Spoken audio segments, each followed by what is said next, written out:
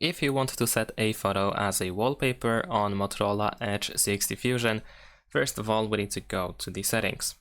Now in the settings we're gonna choose personalize, select the lock screen over here that we have visible on the left side, and here we can choose my photos. First we need to grant permission to access all photos that we have on our phone, and then we can search for the photo that we wish to set as the wallpaper. So in my case I'm gonna go to photos, and let's say I'm gonna choose this one over here. Of course we can zoom in and zoom out in some cases, or also move left and right in order to adjust the photo. We also have different options over here like the animations, style, and even the blur.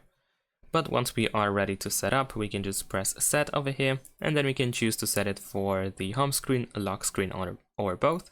I'm gonna choose for both, and there we go. The wallpaper has been set. Thanks for watching, leave a like and subscribe to my channel, and see you in my next videos. Bye!